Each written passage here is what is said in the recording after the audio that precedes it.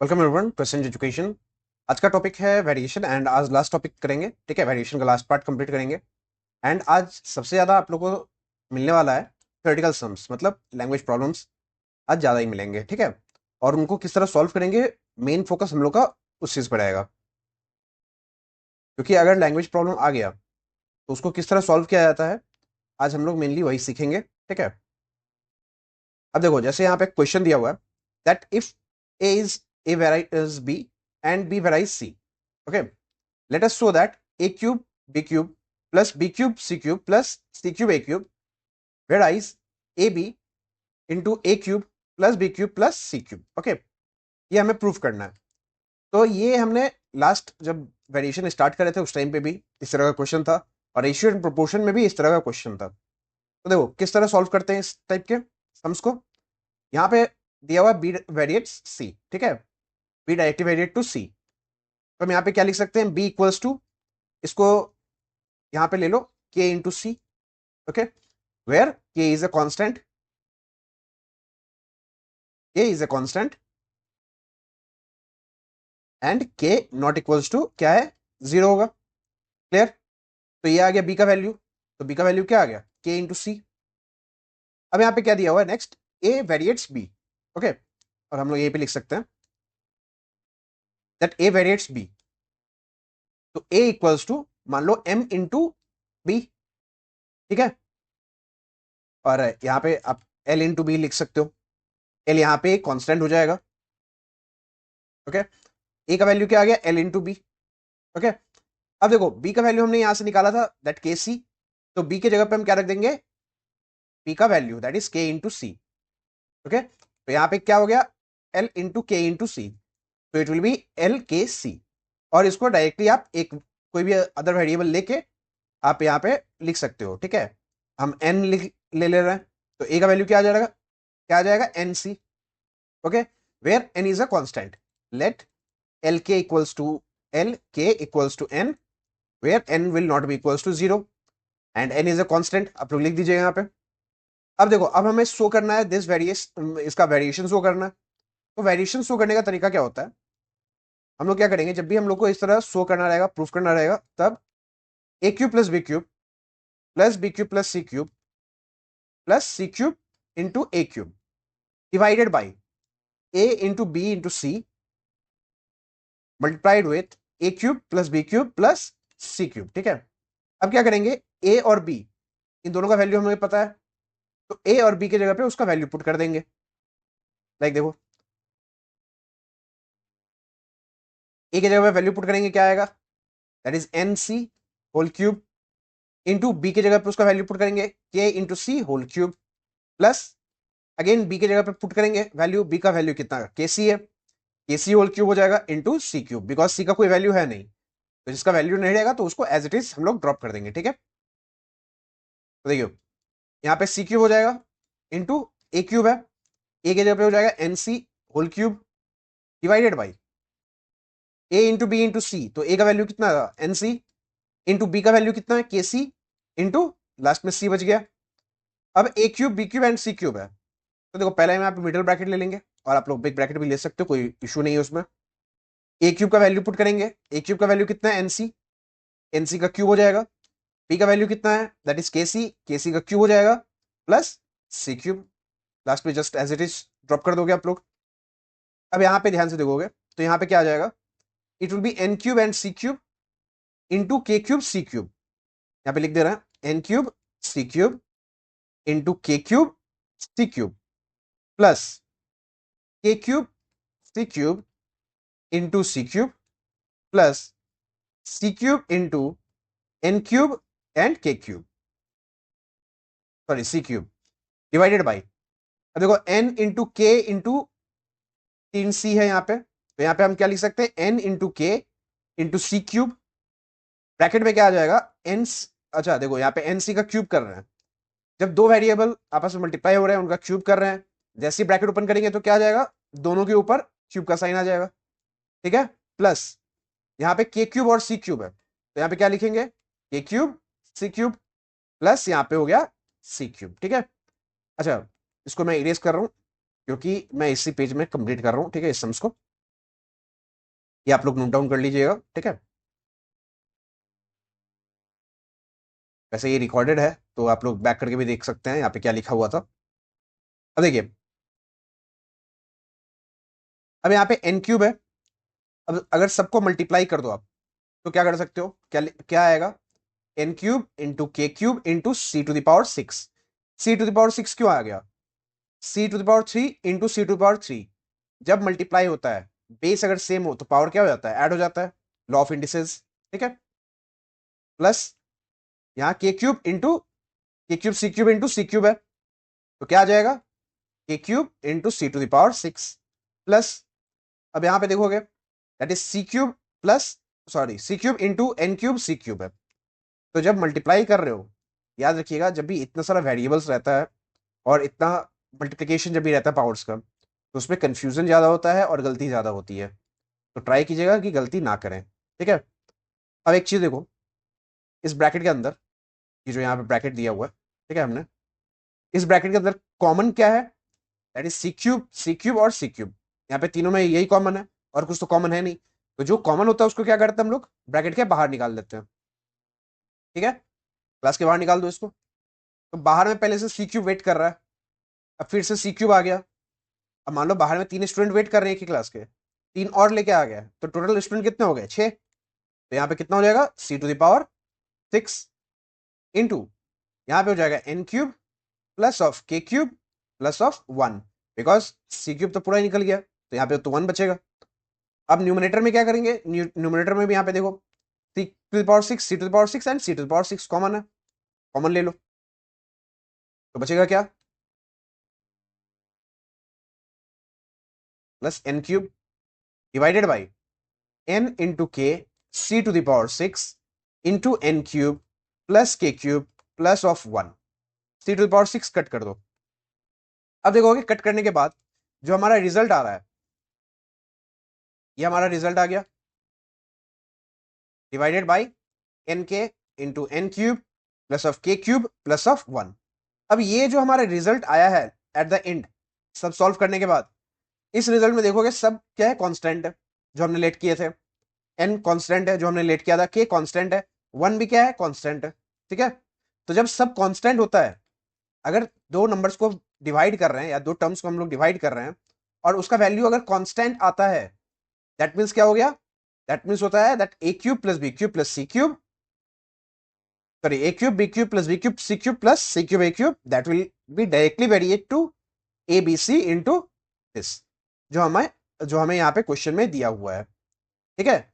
ये एक कॉन्सेप्ट है, सिंपल सा चीज है, याद रखिएगा दैट अगर हमें ए और बी इस तरह का वेरिएशन का साइन दिया रहेगा, वेरिएट दिया रहेगा, उसको जब हम सॉल्व करेंगे, सॉल्व करने पे अगर जैसे हम लोग सॉल्व करते जाएंगे, प्रॉपर जो पावर दिया हुआ है पावर में इनपुट करेंगे, इनपुट करने के बाद अगर हमारा रिजल्ट एक कांस्टेंट आता है, तो इसका मतलब क्या है, जिससे हमने डिवाइड किया है वो एक दूसरे के साथ क्या करते हैं, क्या रिलेशन रखते हैं, वेरिएशन का रिलेशन रखते हैं, ठीक है। तो देयरफॉर यहाँ पे लिख दोगे आप लोग लास्ट में, that is B cube C cube plus of C cube A cube that variates to ABC into of A cube plus of B cube plus of C cube and that's been proved, ठीक है। तो इसी तरह आप लोग वहां पे लिख सकते हो, कोई भी उसमें इशू नहीं है, कोई भी दिक्कत नहीं है, ठीक है। तो ये चीज याद रखिएगा, एक चीज समझ लीजिए, जितना बड़ा भी सम्स हो, कॉन्सेप्ट अगर आपके पास है आप इजिली कर सकते हो। इस तरह के क्वेश्चंस को हमने रेशियो प्रोपोर्शन में भी किया था, जब वेरिएशन हम स्टार्ट कर रहे थे उस टाइम पे भी इस तरह का क्वेश्चन आया था, तो हमने इसी तरह सॉल्व किया हुआ है, ठीक है। अगर एक दो टर्म रहता है तो कोई इशू नहीं आता, नहीं है, उस टाइम में हम लोग इजीली कर लेते हैं, लेकिन एक से ज्यादा टर्म अगर रहता है तो उस टाइम में हमें क्या होता है, हमें कंफ्यूजन क्रिएट होता है, तो वो कंफ्यूज नहीं होना है, ठीक है।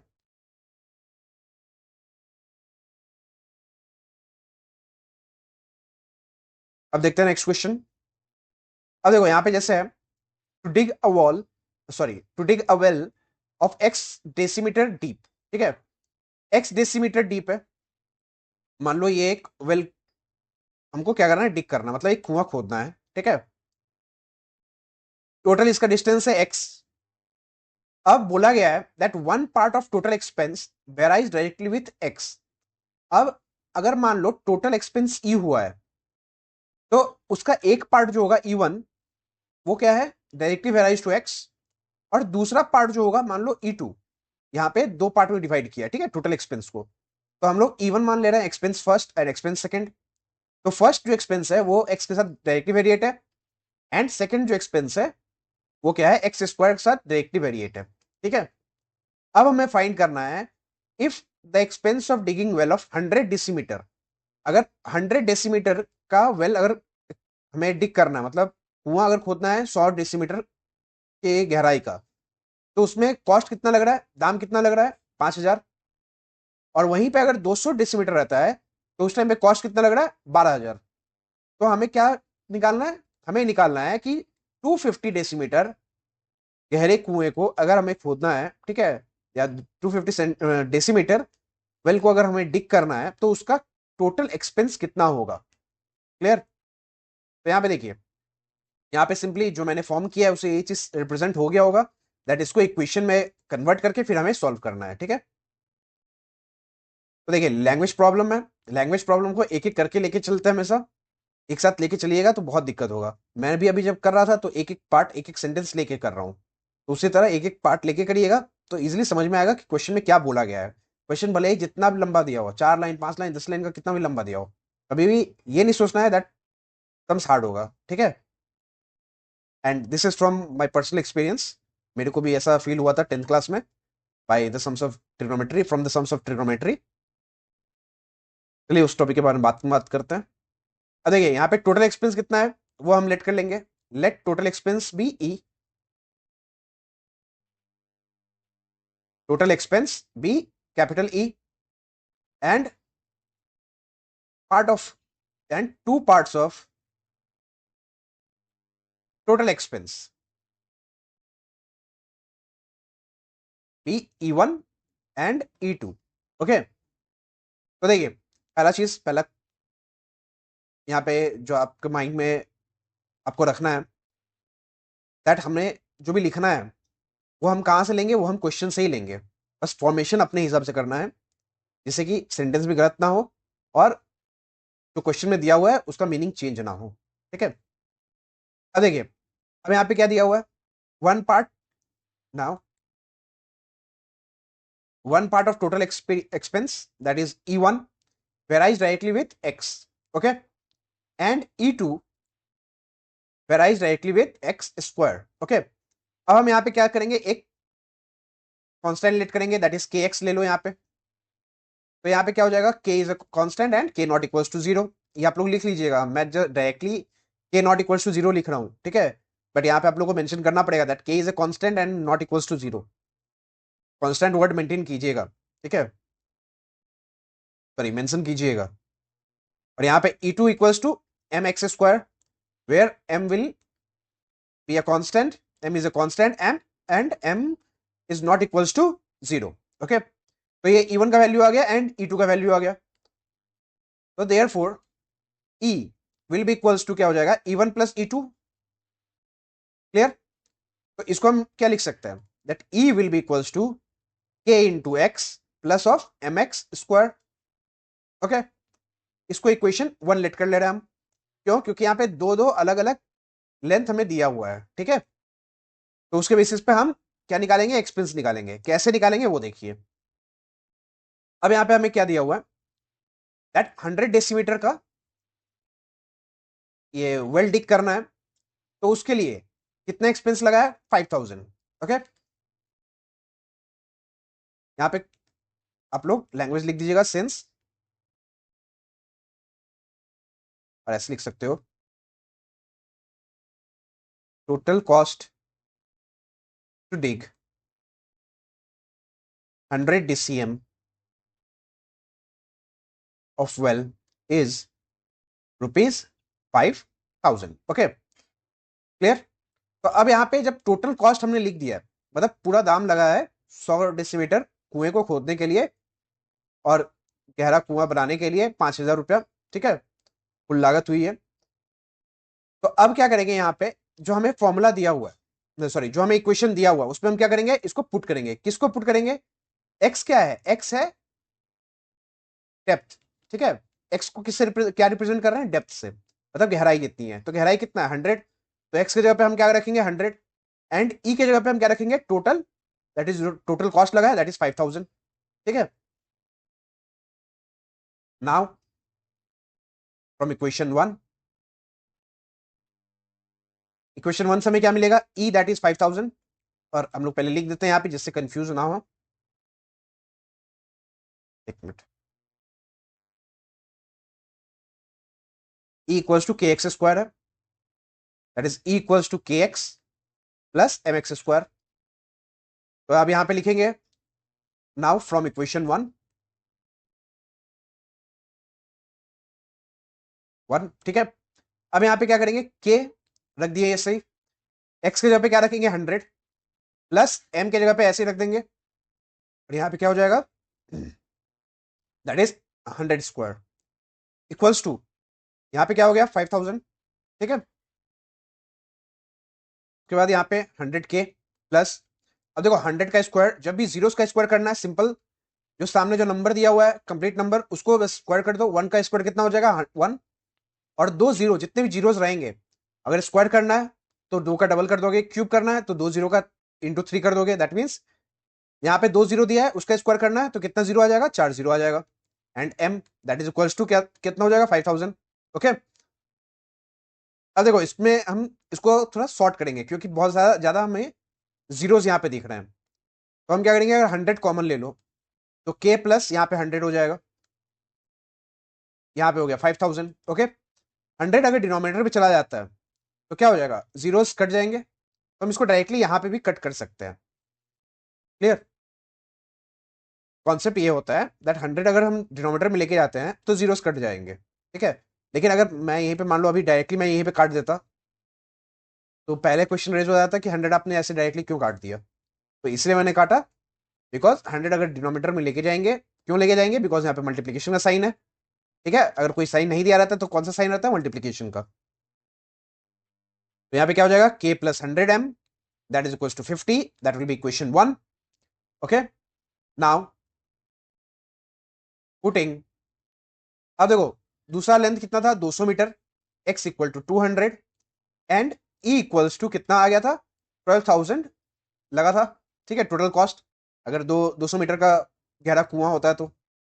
इन इक्वेशन वन में हम रखेंगे तो k इंटू एक्स की जगह पे क्या रख देंगे 200, प्लस m इंटू एक्स की जगह पे फिर क्या रख देंगे 200 स्क्वायर, और यहाँ पे कितना आ जाएगा 12,000, ओके। अब यहाँ पे डायरेक्टली देखो, डायरेक्टली हम करेंगे, इसमें एक्सप्लेन कर दिए हम, एक फेज में एक्सप्लेन कर रहे हैं, एक फेज में हम डायरेक्ट कर रहे हैं, रीजन बीइंग जैसे कि आप लोग को डायरेक्ट भी समझ में आए और आप लोग को एक्सप्लेनेशन भी समझ में आ जाए। अब देखो यहाँ से 200 डायरेक्टली कॉमन ले लेंगे तो यहाँ पे के बच गया, okay.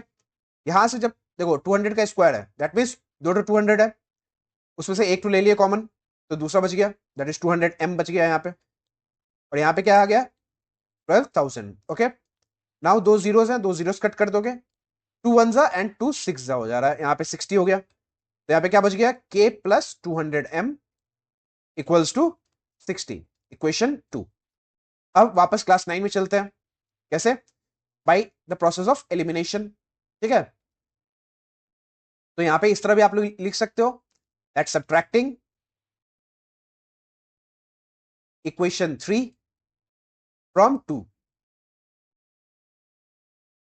We get, okay. Okay, pardon my writing, ये ऐसे ही चलता है, ठीक है, ओके।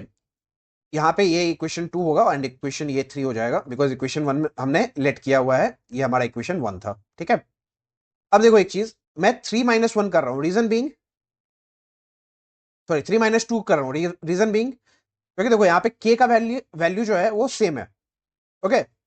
और यहाँ पे m की जगह पे जो 200 है और यहाँ पे m के साथ जो 100 है, तो 200 बड़ा है, तो ऑब्वियस बात है जब हम सब्ट्रैक्ट करते हैं तो बड़े नंबर से छोटे नंबर को सब्ट्रैक्ट करेंगे, तो इसलिए इक्वेशन 3 से इक्वेशन 2 को हम सब्ट्रैक्ट कर रहे हैं, ठीक है, क्लियर। तो इसलिए इक्वेशन 3 से हम इक्वेशन 2 को क्या करेंगे, सब्ट्रैक्ट करेंगे, तो क्या हो जाएगा k प्लस, आप लोग एलिमिनेशन मेथड भी यूज कर सकते हो, एक के नीचे एक लिख के, मैं यहाँ पे डायरेक्ट कर रहा हूँ, ठीक है। तो जब डायरेक्ट करते हैं तो इसका मतलब क्या होता है, ये भी तरीका है, ये गलत तरीका नहीं है, जो हम लोग क्या करते हैं एलिमिनेशन में ऊपर न्यूमेटर में लिख, ऊपर हमने एक लाइन लिखा, एक इक्वेशन लिख दिया, फिर उसके नीचे सेकंड इक्वेशन लिख दिया, उसके बाद हम लोग साइन चेंज करके सॉल्व करते हैं। तो वही साइन चेंज जो कर रहे हैं हम, वो मैं एक ही लाइन में कर रहा हूं, ठीक है। तो देखिए के प्लस यहाँ पे हो जाएगा 100m equals to 60 minus 50। Okay, equal to के लेफ्ट साइड में जो था उसको एक साथ सॉल्व करेंगे, और इक्वल टू के राइट साइड में जो था उसको एक साथ सॉल्व करेंगे। देखिए बार बार बोल रहा हूँ दैट एक सम्स को करने के अलग अलग तरीके होते हैं। कहीं पे अगर किसी ने एलिमिनेशन मेथड यूज किया है, एक एक लाइन लिख के फिर उसके नीचे सेकंड ये इक्वेशन लिख दिया, उसके बाद सॉल्व किया गया, तो वो गलत नहीं है। ना ही ये जो मैंने अभी यहाँ पे किया वो गलत है, ठीक है। ये भी स्टैंडर्डाइज्ड फॉर्म जिसको बोलते हैं वो यही है। ब्रैकेट ओपन करेंगे तो क्या क्या हो जाएगा यहाँ पे, के प्लस 200m, यहाँ हो जाएगा minus k, it will be minus 100, that will be equals to 10। Okay, यहाँ पे प्लस के और माइनस के कट गया, 200 minus 100 it will be 100m, that is equals to 10। तो m का वैल्यू क्या हो जाएगा, 10 डिवाइड बाई 100, जीरोस कट कर दो, तो यहाँ पे क्या हो जाएगा 1/10। ओके, ये आ गया। अब देखो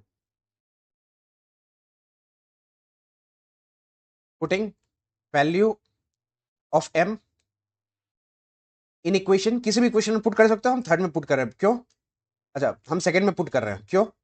रीजन बीइंग यहाँ पे 100m है, जितना छोटा नंबर रहेगा उतना मेरे लिए इजी रहेगा। तो यहाँ पे क्या है, k plus 100m equals to 50, that is equation 2। अब m के जगह पे उसका वैल्यू पुट करेंगे, that is 1/10 equals to 50, zero zero यहाँ पे कट गया, तो k का वैल्यू क्या आ जाएगा, 50 माइनस 10, क्यों? 10 जाएगा दूसरी तरफ, दैट इज 50 माइनस 10, तो k का वैल्यू क्या आ जाएगा, इट विल बी 40। ओके, अब देखो हमें m का वैल्यू मिल गया, हमें k का वैल्यू मिल गया, इसको हम क्या करेंगे, इक्वेशन 1 में पुट करेंगे। Putting the value of m and k in equation 1। तो E इक्वल्स टू क्या था, k x square, okay sorry k x plus m x square. तो E इक्वल्स टू क्या आ जाएगा, के जगह पे the value will be of 40 and m के जगह पे क्या आ जाएगा 1/10।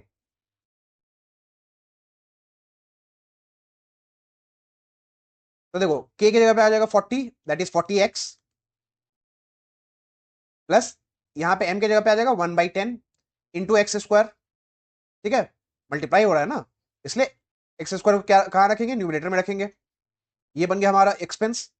अब हमें निकालना है therefore expense to dig a 250 decimetre well. 250 decimetre well का को डिग करने में कितना एक्सपेंस लगेगा total, that is equals to, हमें क्या करना है, जस्ट एक्स के जगह पे 250 पुट कर देना है, प्लस यहां पे हो गया 250 का square divide by 10। Okay, because m का वैल्यू कितना था 1/10, जीरो जीरो यहाँ पे कट कर दो, 25 फोर था, that will B 100 and double zeros यहाँ पे आ गए, प्लस 25 जब ऐड करते हो मल्टीप्लाई करते हो तो 625 होता है, यहाँ पे लास्ट में एक जीरो है, जीरो पुट कर दोगे, जब ऐड करोगे तो इट विल बी 16250। ठीक है, देखो ये सम्स आप लोगों को लगेगा कि बहुत लंबा है, जो आप लोग अपने कॉपी में इस सम्स को नोट कीजिएगा तब वो नियरली अबाउट एक पेज का जाएगा, ठीक है। बट वो एक पेज क्यों जाएगा, बिकॉज यहाँ पे हर एक चीज हम एक्सप्लेन कर रहे हैं, जिससे कि आप लोग अगर एक पेज लगा रहे हो तो वो क्यों लगा रहे हो, आप लोग को समझ में आ जाए कैसे इस सम्स को किया गया है, ठीक है। जैसे कि आगे जाके 10 पेज बर्बाद ना करो, आप लोग आराम से करोगे, समझ के करो। पहला चीज है कि इस क्वेश्चन में बोला क्या गया है, हमने कहाँ पे किस तरह सॉल्व किया है, जैसे आप लोगों को समझ में आ जाएगा तो ये सम्स क्या हो जाएगा, और छोटा हो जाएगा आप लोग के लिए, ठीक है, क्योंकि यहाँ पे बहुत कुछ मैंने एक्सप्लेन किया है, ठीक है।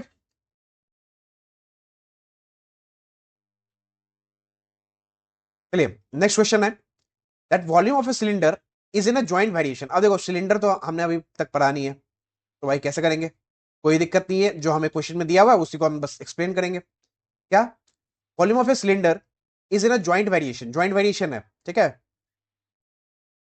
पहले हम लोग समझ लेते हैं वॉल्यूम किसके साथ है, जॉइंट वेरिएशन है with square of length of radius of base and height, ठीक है, जॉइंट वेरिएशन बोल दिया, ठीक है। Length of radius of base मतलब बेस का जो भी रेडियस होगा उसके स्क्वायर के साथ, ठीक है, एंड इट्स हाइट। अब देखो डायरेक्ट यहाँ पे बोला नहीं है या इनडायरेक्ट बोला नहीं है, अगर इनडायरेक्ट कहीं यूज नहीं किया है तो हम लोग क्या लेके चलेंगे, डायरेक्ट लेके चलेंगे, ठीक है। तो जब मल्टीप्लाई में है एच, ठीक है, तो हम इसको क्या लिख सकते हैं, that implies v equals to r square h, ठीक है। बट ये लिखने से पहले आप लोग एक लाइन यहाँ पे इंक्लूड कर लीजिएगा, let the volume of cylinder be v और represented by v and radius be r and height be h, ठीक है। और ऐसे भी लिख सकते हैं, let the volume of cylinder comma radius of base and its height be v comma r comma h respectively, ठीक है। ये लैंग्वेज लिख दीजिएगा कि ये सब कहां से आया, v r square and h कहां से आ गया, r कहां से आ गया, तो ये सब का इंफॉर्मेशन आप लोग दे दीजिएगा, ठीक है, लेट करके यहाँ पे। अब देखिए यहाँ पे वेरिएशन का साइन होगा, क्योंकि वेरिएशन जैसे हम रिमूव करेंगे तो क्या हो जाएगा, यहाँ पे it will come as a constant k, वहां पे क्या हो जाएगा, k is not equals to 0, okay.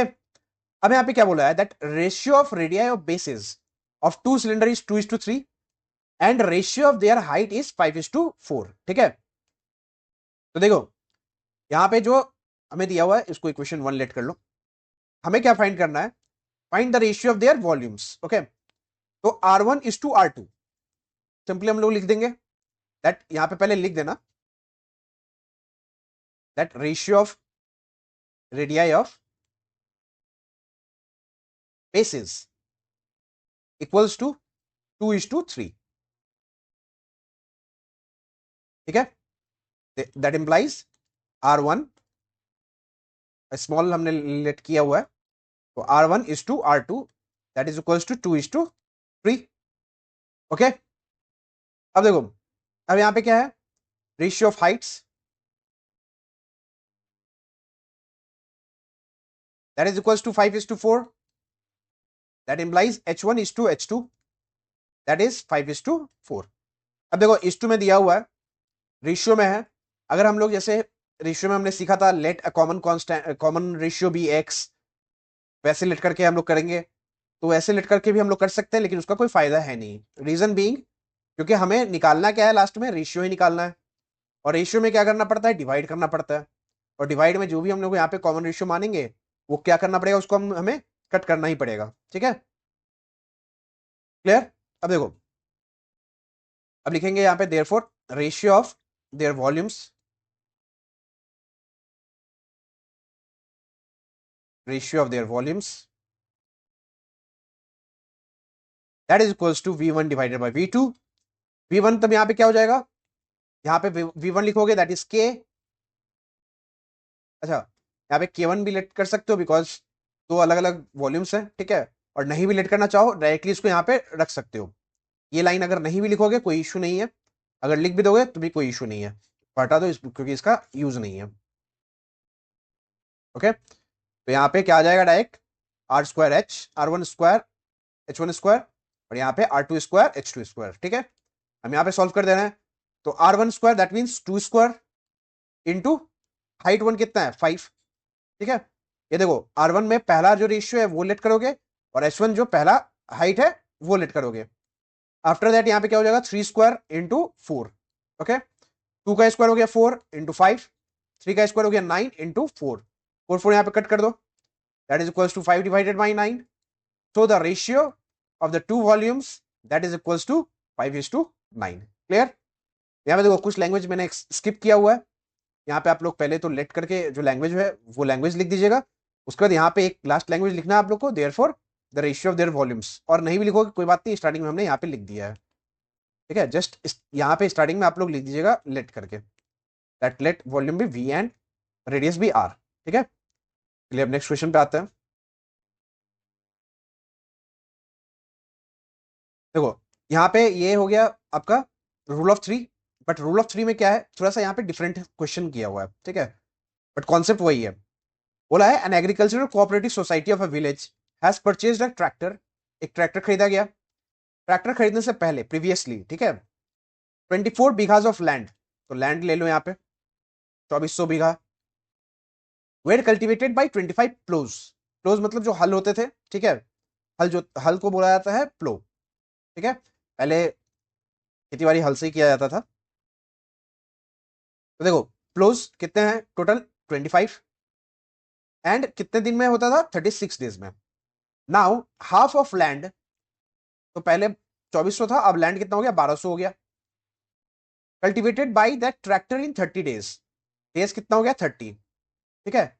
हमें अब कैलकुलेट करना है that the number of ploughs work equally with one tractor. अब जो कल्टीवेशन हो रहा है वो क्या हो रहा है, पहले 25 प्लोज यूज होते थे, अब क्या हो रहा है, अब सिर्फ एक ट्रैक्टर यूज हो रहा है, ठीक है, विथ वन ट्रैक्टर, जो एक ट्रैक्टर खरीदा गया। तो एक ट्रैक्टर से जो ये 1200 बीघा जो लैंड है, वो जो 30 दिन में पूरा कंप्लीटली फ्लो हो पा रहा है, जोता जा रहा है, ठीक है, कल्टीवेट किया जा रहा है, तो उसके लिए कितने टोटल फ्लोज लगते हैं, ठीक है, क्लियर। क्वेश्चन का लास्ट पार्ट समझिएगा, कितने नंबर ऑफ फ्लोज एक ट्रैक्टर के बराबर काम करते हैं, वो हमें निकालना है, समझे।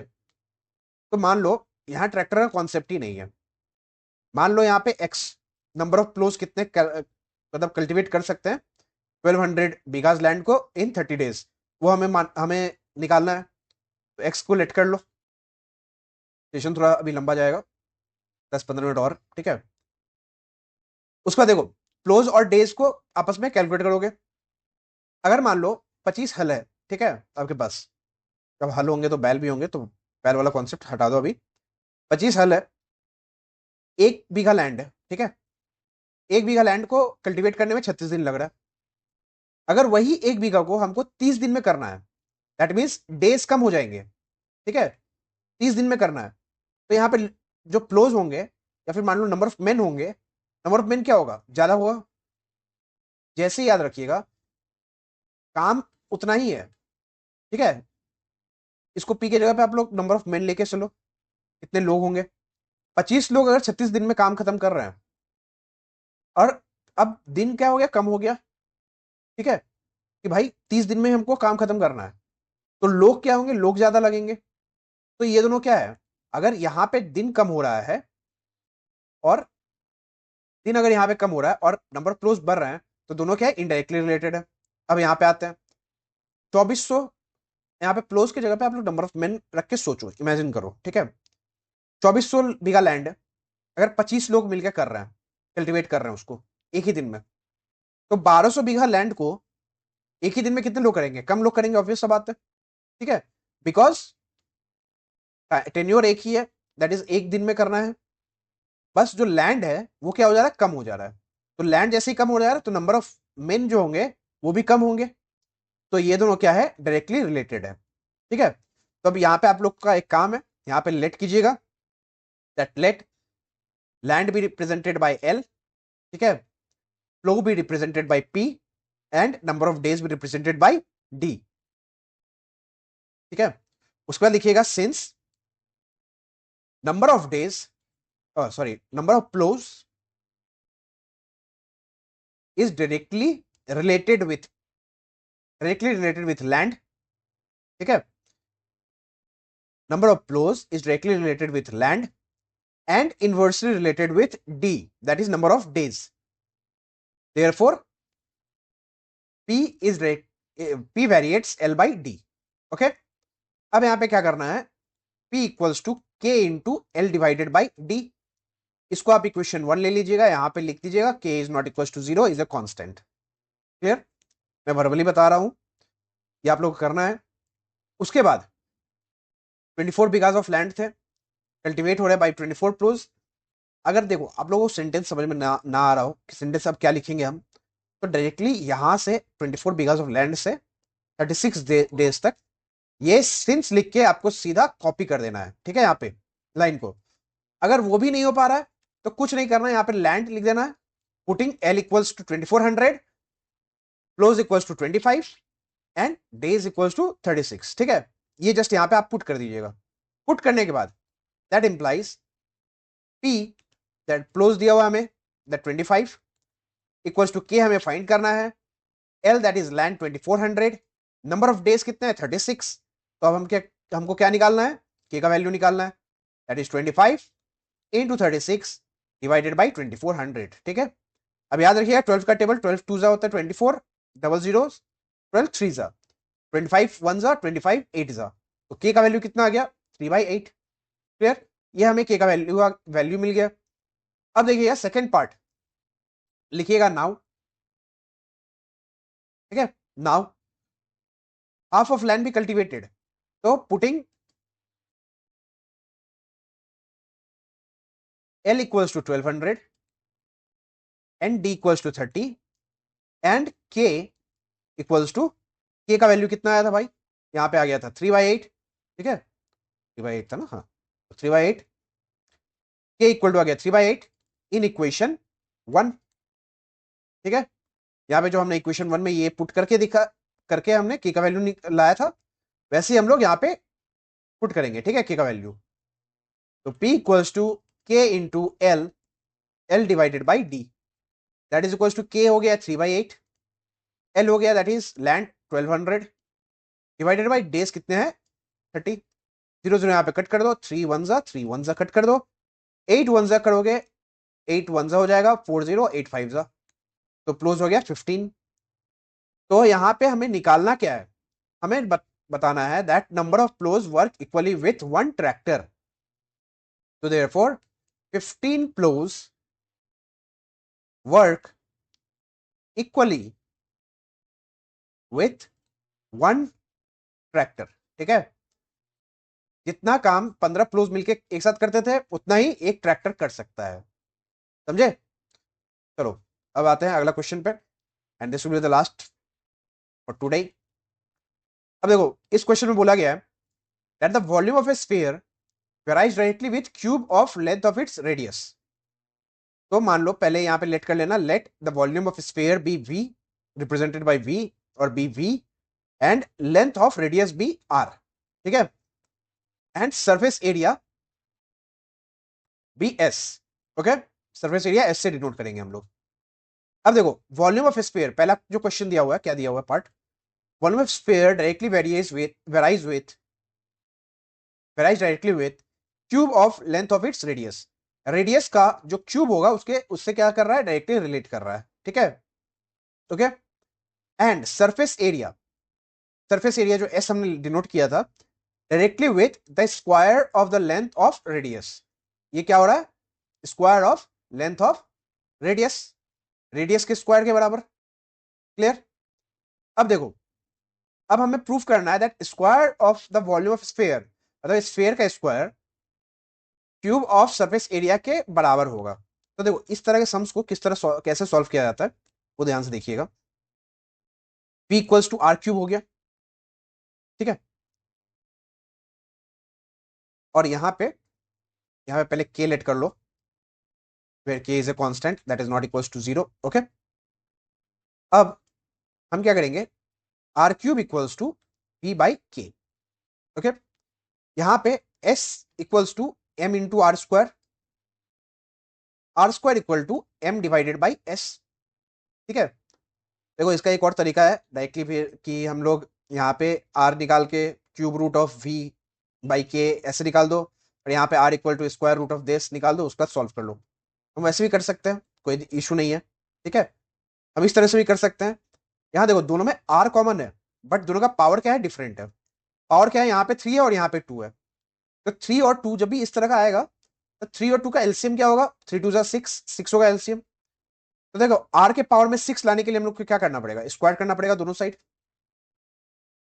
ओके। तो यहाँ पे क्या करेंगे V बाई के होल स्क्वायर, क्योंकि स्क्वायर कर रहे हैं तो दोनों साइड करेंगे, यहाँ ब्रैकेट में लिख दीजिएगा स्क्वायरिंग बोथ साइड्स, ठीक है, स्क्वायरिंग बोथ साइड्स, दोनों तरफ स्क्वायर करेंगे। अब यहाँ पे देखो स्क्वायर है, तो जब स्क्वायर है तो हम क्या करेंगे क्यूब से मल्टीप्लाई करेंगे, ठीक है, मतलब पावर ऑफ 3 से। तो पावर ऑफ 3 जब करेंगे यहाँ पे तो उसको हम क्या लिखते हैं क्यूबिंग बोथ साइड, ओके। अब देखो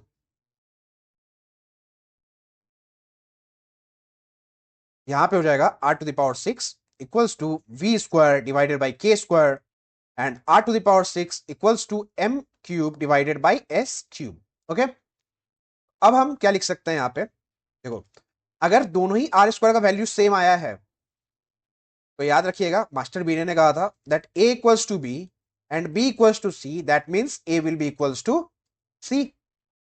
तो वहीं पे r जो है वो कॉमन है, r टू द पावर 6, तो therefore that is v square divided by k square equals to m cube divided by s cube. एक मिनट, यहां पे सॉरी, यहां पे m नीचे चला जाएगा, ठीक है, it will B s by m,